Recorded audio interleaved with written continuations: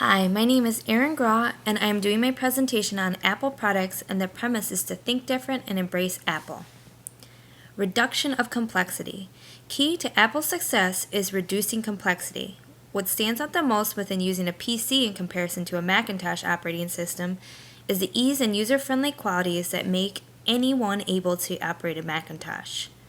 According to some experts, it was Steve Jobs' vision of developing insanely great products that had made Apple an icon for innovation. Apple continues to challenge their consumers to think differently. Design is a series of decisions.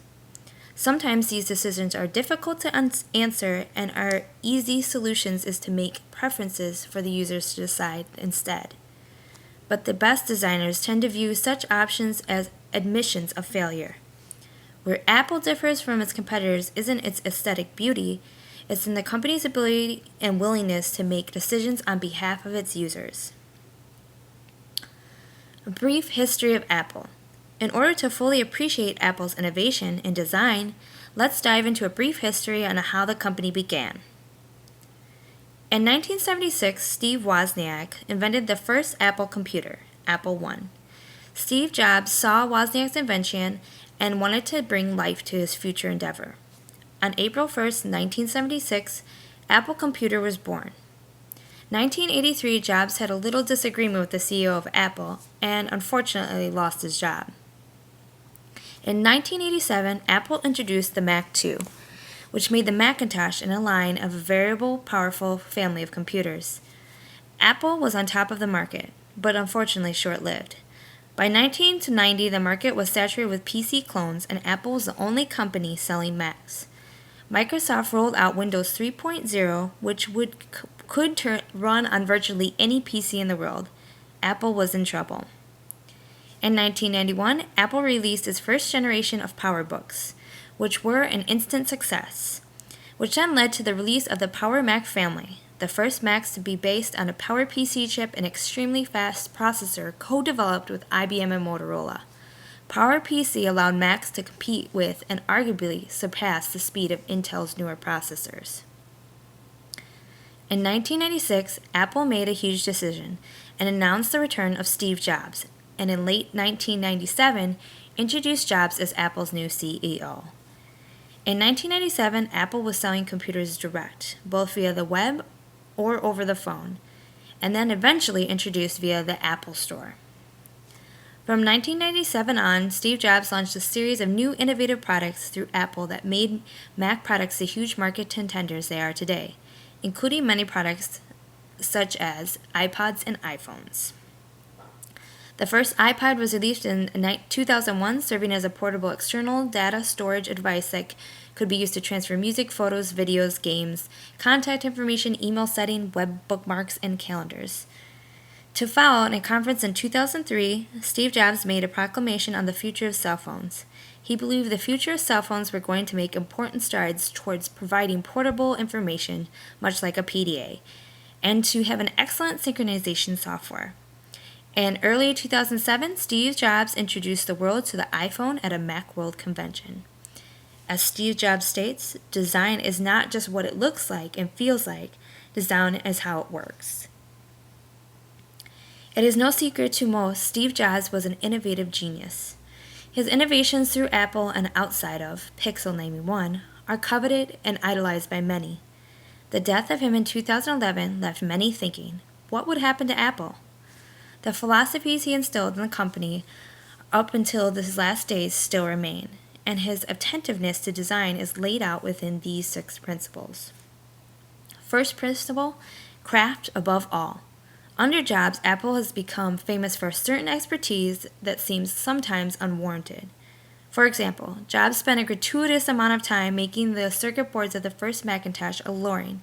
He wanted the design to be clean and orderly. Who really cares about the inside of a computer? But that level of detail would make a lasting impression on the few individuals who would see the inner guts of the computer, and for that reason he wanted to overwhelm. Pillars 2 through 4, empathy, focus, and impute.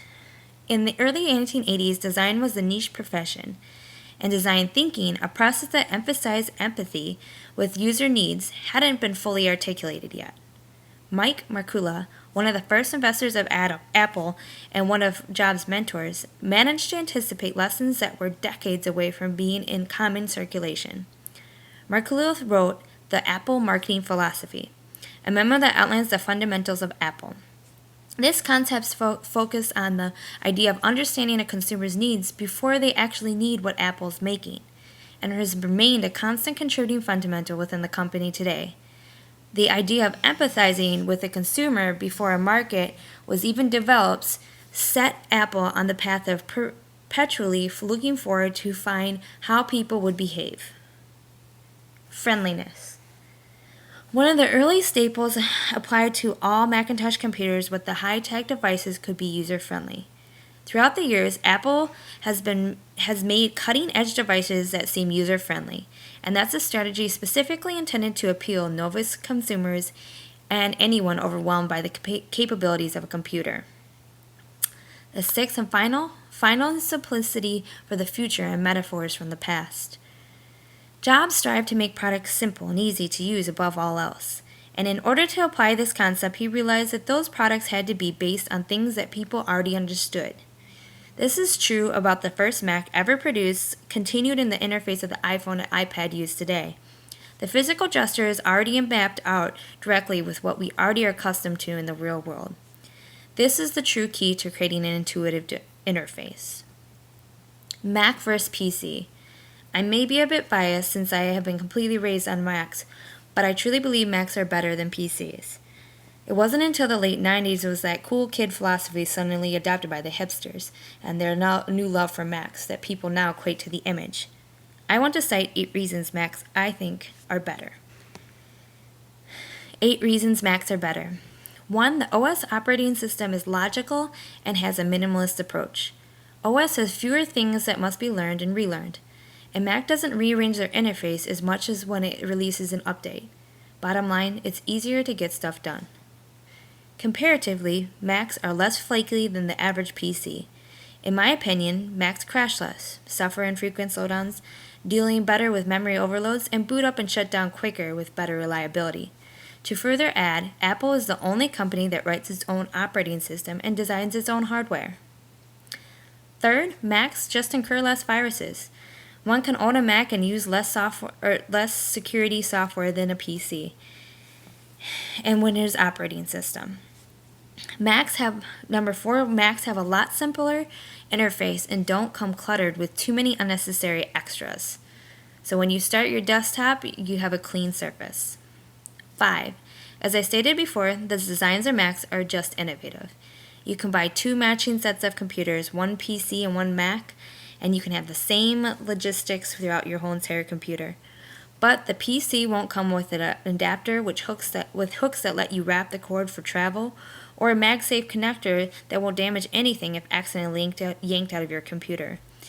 It won't have an oversized touchpad with a multi-touch options, and it will probably be heavier and bulkier in comparison. The PC will be cheaper, but like they say, you get what you pay for. 6. Apple applications are useful, enjoyable, and innovative for everyone. They try to target and please the masses. 7th, every Mac is qualified for a free in-person technical support representative that has in-depth knowledge of your system. There are too many PCs with too many different companies to run the same variation of support for Windows. 8th, and final, if necessary, there are ways to set up Windows operating systems on your Mac. It's not recommended, but if needed, you can have both. Whatever your pleasure, there is a product just for you. If you haven't tried anything Apple, I strongly encourage walking to an Apple store and looking around. Touch, play, and use some of their products. I'm certain it will be hard-pressed not to find one product to be something you completely enjoy.